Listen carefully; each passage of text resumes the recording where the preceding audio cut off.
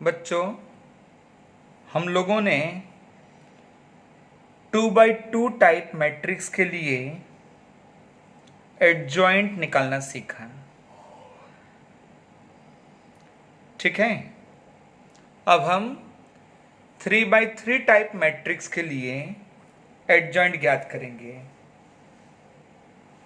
Adjoint मतलब सहखंडज। तो बच्चों एक क्वेश्चन ले लेते हैं। ये 3x3 टाइप स्क्वायर मैट्रिक्स है।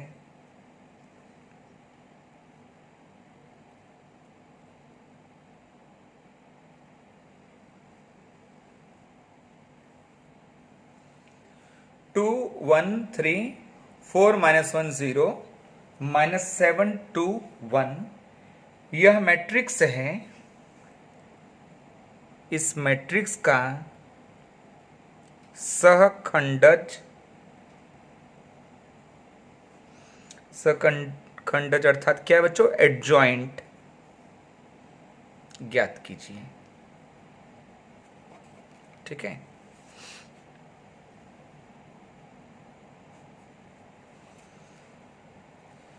सबसे पहले हम क्या करेंगे बच्चों? हम इस मैट्रिक्स को लिख लेते हैं।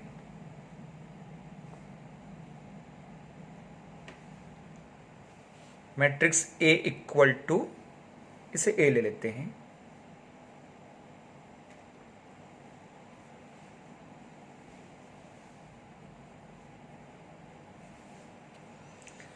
इस मैट्रिक्स के घटक हम अज्यूम कर लेते हैं।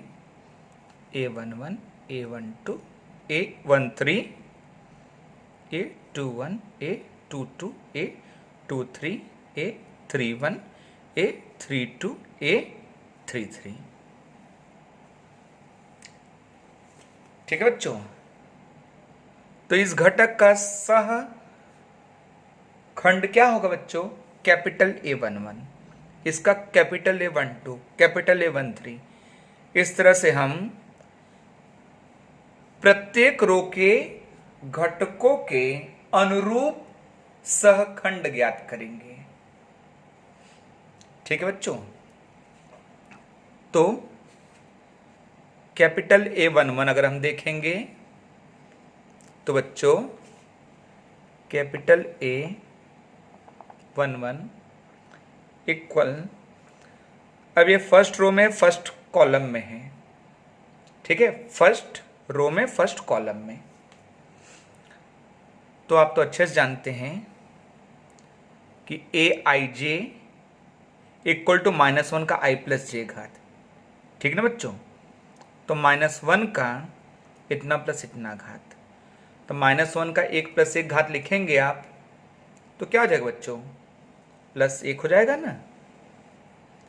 ठीक है, अरे आप लोगों ने जब सहखंड ज्ञात किया डिटरमिनेंट के लिए, याद होगा, या फिर 2x2 टाइप जो मैट्रिक्स है उसके लिए, तो आप लोगों ने इस तरह निकाला होगा Aij इक्वल टू -1 का i प्लस जे।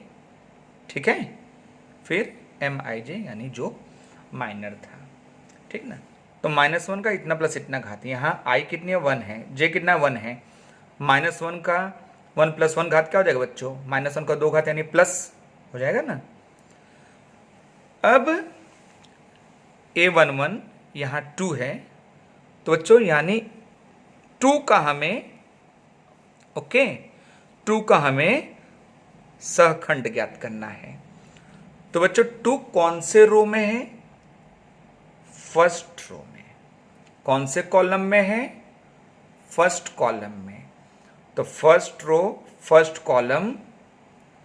ठीक है, तो फर्स्ट रो देखिए, फर्स्ट कॉलम बराबर। अब डिटरमिनेंट क्या बचा बच्चों? अगर हम देखें तो -1 0 2 1। तो बच्चों अर्थात अब देखिए ये रहा डिटरमिनेंट। ठीक है बच्चों, इस डिटरमिनेंट की वैल्यू लिखेंगे। ठीक है, -1 × 1 क्या हो जाएगा बच्चों? -1। 2 × 0 क्या हो जाएगा? 0 ना, इक्वल टू -1। ठीक है, अब हो गया बच्चों A11। अब A12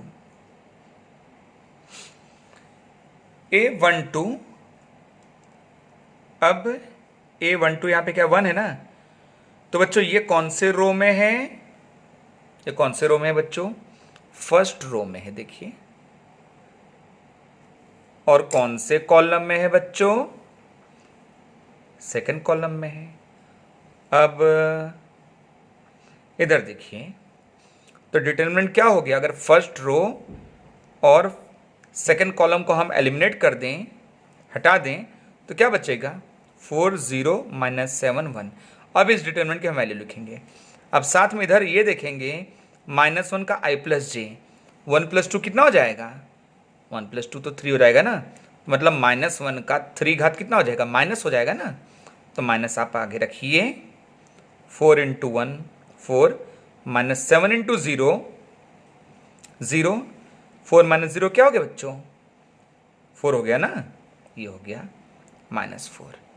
A12 हमने लिख लिया। ठीक है, फिर इसी तरह बच्चों हम क्या लिखेंगे, A13। अब A13 अगर लिखेंगे, ये घात के हिसाब से देखेंगे, -1 का i प्लस जे, 1 + 3 कितना हो जाएगा बच्चों, 4 ना, तो -1 का 4 घात प्लस हो जाएगा। तो बच्चों A13 क्या है, ये रहा, इसका सहखंड कैपिटल A13 निकालना है। तो यानी हमें 3 का सहखंड ज्ञात करना है। 3 कौन से रो में है बच्चों, फर्स्ट रो। कौन से कॉलम में है, थर्ड कॉलम में। तो बच्चों डिटरमिनेंट क्या है, देखिए, देख रहे हैं ना डिटरमिनेंट, 4 - 1 -1 2। अगर इसको सॉल्व करेंगे, 4 2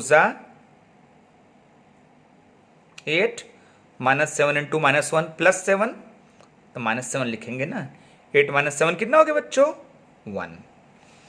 तो हमने यहां फर्स्ट रो के जितने भी घटक हैं उनके हमने सहखंड लिख दिए। ओके, अब हम सेकंड रो की को देखते हैं, सेकंड रो की बारी आएगी। तो बच्चों A21, तो -1 का वही घात देखेंगे, 2 + 1 क्या हो जाएगा बच्चों, 3 ना, तो -1 का 3 घात माइनस हो जाएगा बच्चों।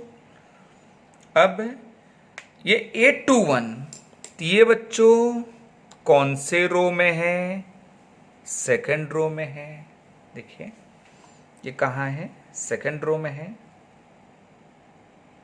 ठीक है, आप ऐसे, ये आपको आसानी रहे थोड़ा समझने में, इसलिए देखिए सेकंड रो में।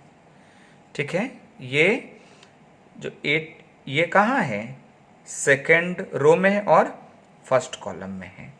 तो सेकंड रो और फर्स्ट कॉलम हटा देंगे, बचेगा क्या डिटरमिनेंट बच्चों, इसको छिपा देंगे, बचेगा क्या, 1 3 2 1।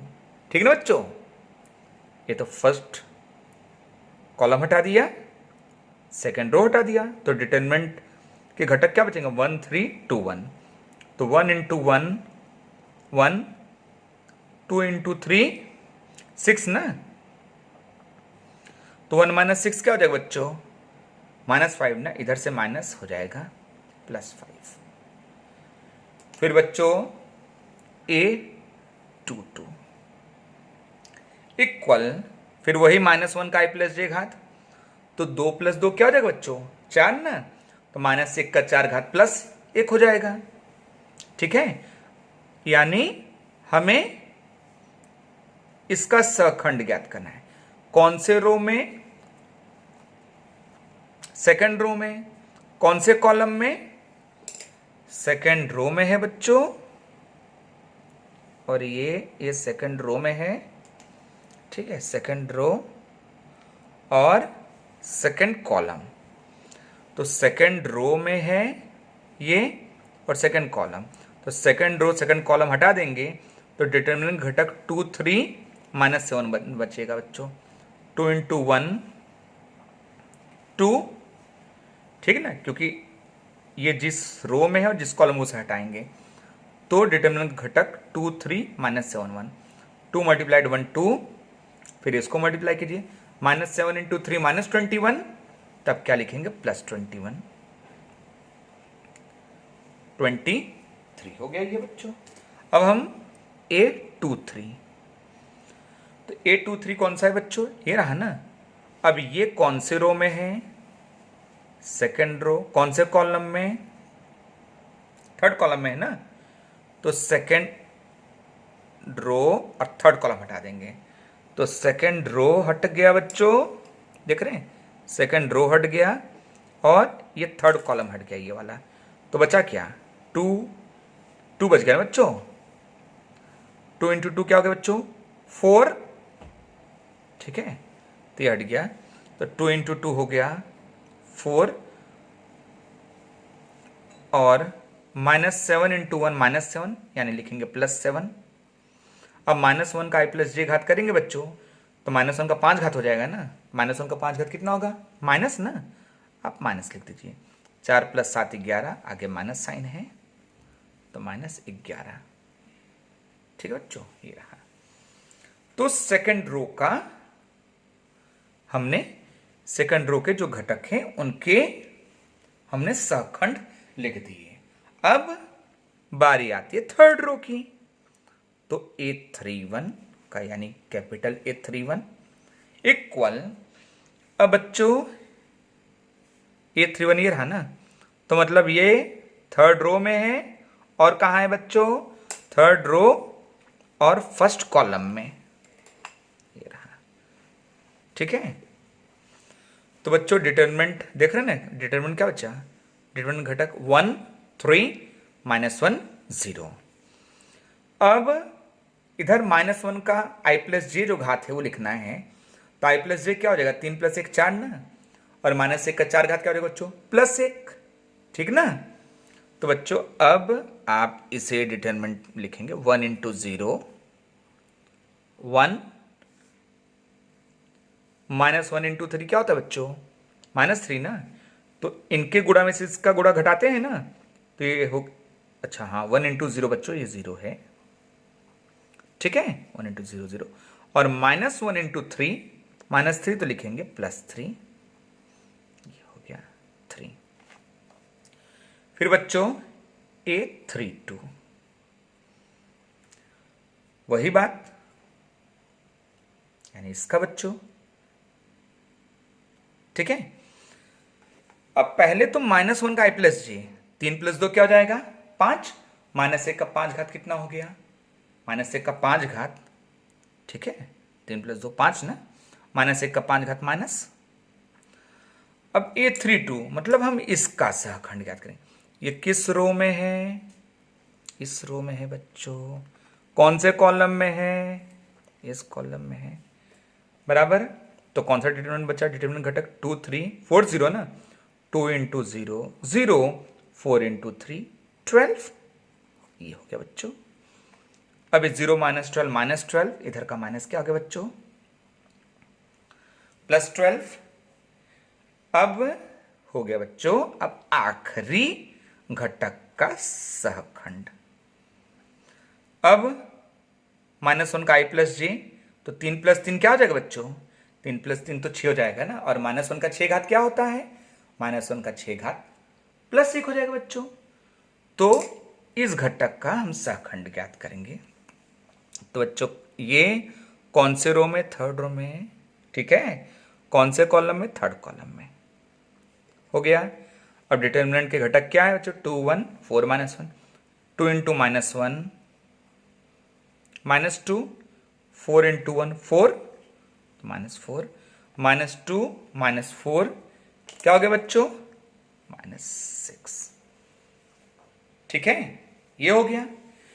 तो इस मैट्रिक्स के जितने भी घटक हैं उन सभी घटकों के अनुरूप या संगत हमने सहखंड ज्ञात कर लिए। अब अगर इन्हें हम इस स्वरूप में अगर प्लेस करें, बराबर, अगर हम इसे जिस ऑर्डर में ये घटक हैं, अगर इस ऑर्डर में अगर हम घटक रखें, फिर भी बाद में उसका परिवर्तक निकालना होगा। तो बच्चों आप तो अच्छे जानते हैं कि एडजॉइंट किस तरह हम लिखते हैं। तो एडजॉइंट के लिए हम क्या है, एडजॉइंट के लिए मैंने आपको बताया है, एडजॉइंट के लिए बच्चों एडजॉइंट ए इक्वल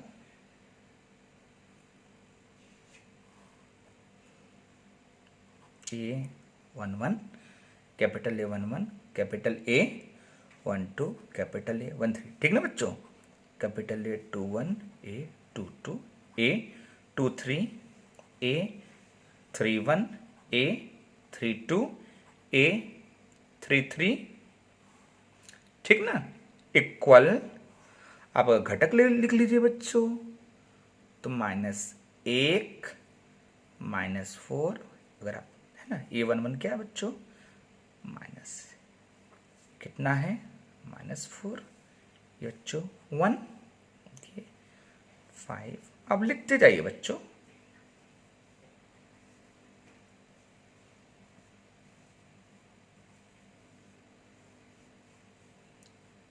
ठीक है बच्चों।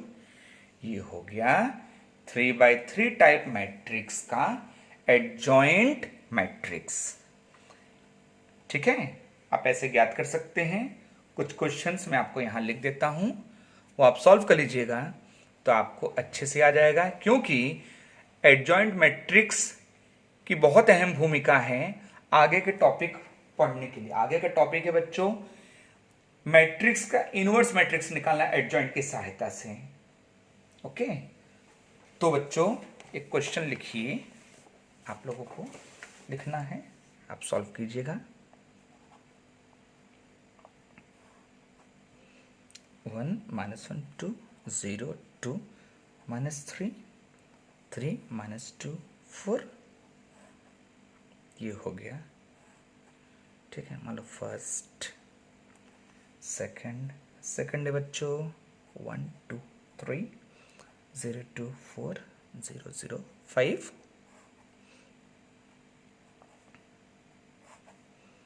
1 0 0 3 3 0 5 2 -1,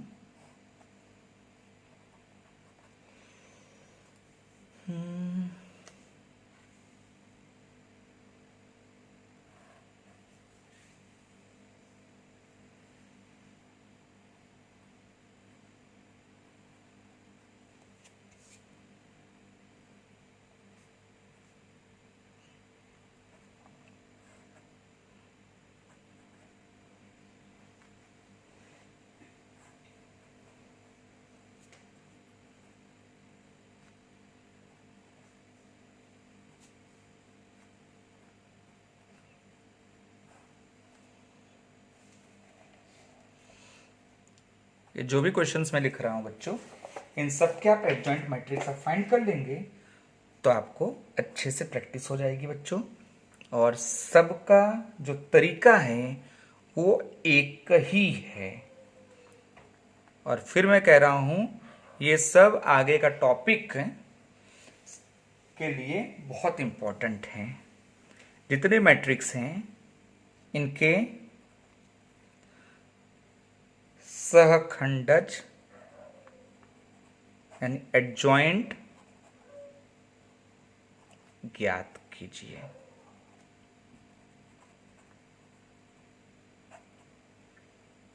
ठीक है बच्चों, आप लोग इतना सॉल्व कर लीजिएगा।